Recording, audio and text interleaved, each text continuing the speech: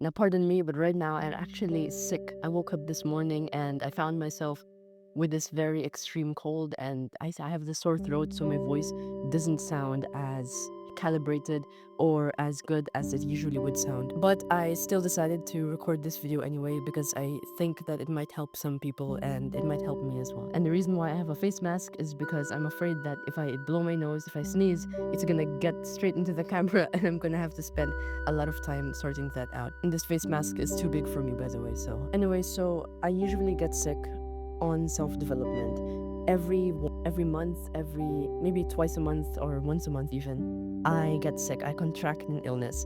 Just a few months ago, I had pneumonia, and then I had UTI, and then I had asthma, and then I got sick again, and I got sick again, and I got sick again. I get sick like 69 times per year. No, probably less than that. 12 times per year. And this has been happening mostly all throughout my life. When I was in elementary school, I was always called the sickly kid, the kid who was stuck in the clinic because he always had a nebulizer strapped to his face. And yeah, I mean, I also saw myself as a sickly kid. A lot of my friends would always ask me, am I okay? Am I okay? Because what if I get sick? What if this happens? What if I die? Not only do I have asthma, not only do I have pneumonia, not only do I have a weak immune system, not only do I have scoliosis, not only do I have gut problems, not only do I have ear problems, not only do I have eye problems in that my vision is kind of blurry, but I probably have like 10, 15 more sicknesses that I can't bother to put in this video. I was born with what Goggins might call a bad hand, that I was born with my skin literally turning blue. Like my parents would always put me out to the sun because my skin would turn a different color and the sun would cool down the skin so it would become normal again. I'm also allergic to dust mites and I'm allergic to micropore tape, and it's silly how many sicknesses, how many illnesses, how many disabilities my body has. But the difference between me and other people who don't have these sicknesses is that I learned to adapt with these sicknesses. I learned to work, I learned to speak to you even whilst I am sick. While others find it hard to record, while others find it hard to do work when they're ill, I just see it as a normal part of my day. I remember when I was 7, 8 years old, every single day I'd have this extreme cold and it wouldn't go out, but I just got used to it. I got used to doing the work even whilst I was sick. So this video is practically the learning lessons that I've learned on what I do when I am sick on self-improvement. So the first thing that I learned is that being sick is a time for gratitude. When you are sick, when I am sick, it is an opportunity for me to grab my journal, grab my pen and paper, and start writing about the things I am grateful for, the things that I have achieved all throughout the sickness, all throughout the times that I wasn't sick. And when I do get sick, I can just lie down on my bed, recover, and start smiling at all the things that I've achieved, the empires that I've built all throughout. I can start reflecting on how grateful I am to have these hands, to have these arms, to have these legs. And in a way, being sick, I am kind of grateful for because it allows me some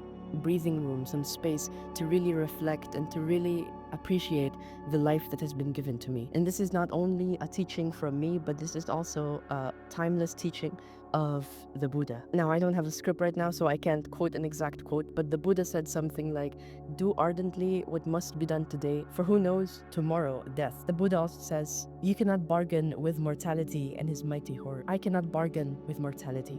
So whenever I am sick, it is a time for me to really reflect on the mortality, on the impermanence of this body, and knowing that my body is still alive, and knowing that my body can still move, though I am in the sickness, I can be grateful and I can really appreciate and tap into that. So that's the first one, reflection and appreciation and gratitude. And the second one is really recovery. So whenever I'm sick, I don't do 5 push-ups. I don't lift 80-kilogram bench press or something like that. Instead, I take this time to really recover. Maybe 80, 70, 60%, let's say 60, 70% of my days, whenever I'm sick, they are mostly recovery. So what helps is being outside in nature like I am doing right now.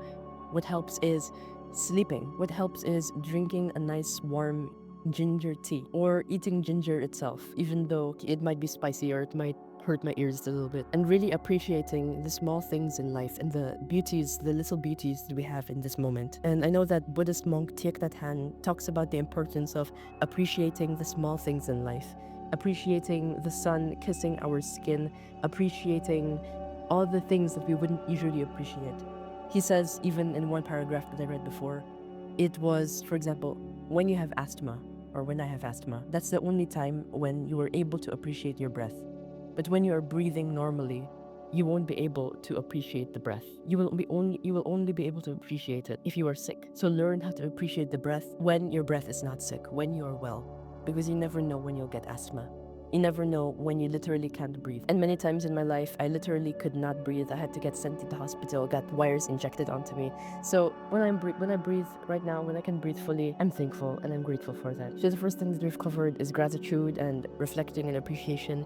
The second one that we've covered is recovery. The third one might be contradictory to these two, but it's actually just to do the work anyway, even when you're sick. At least that's what I did do for me. When the Buddha was sick, he still continued to keep teaching for his disciples, for his followers. And for me, I think that although as much as it is important to rest and recover, it is also important to know how to work, to know how to push through, even when you are sick, even when you are mentally ill. Not mentally ill, but bodily ill or something. Physically ill, okay. Because unexpected circumstances might happen, will always happen. And sometimes it's really useful to just push through the sickness if we can do it anyway, like I'm doing right now. And you might think, oh no, that's like abuse for my body and something like that. But like for me, really, I'm kind of used to going out and doing work even when I'm sick, recording a video, or using my voice even when I have a sore throat. And after I do that, I will then allow my body to recover and rest and allow my sore throat to heal.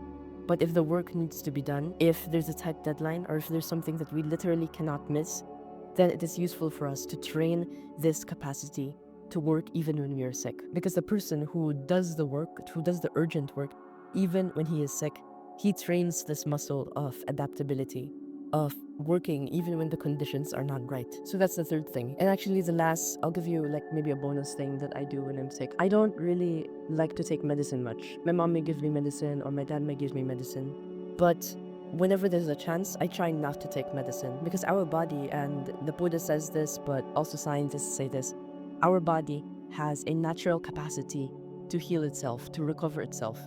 We kind of lost the art of recovering in the modern world, because now we have these medicines, now we have all of these things that we put into our body. But if you think about, let's say, an injured fox in the wild, in the woods, for example, if he wanted to heal himself, he wouldn't get this 30-gram ibuprofen and put it inside his body. Instead, he would go and hide inside a cave and rest in the cave until he was well, because nature has a natural capacity of healing ourselves. So that's how I navigate self-improvement even when I'm sick. As always, live in the now, because tomorrow may never come. Bye-bye.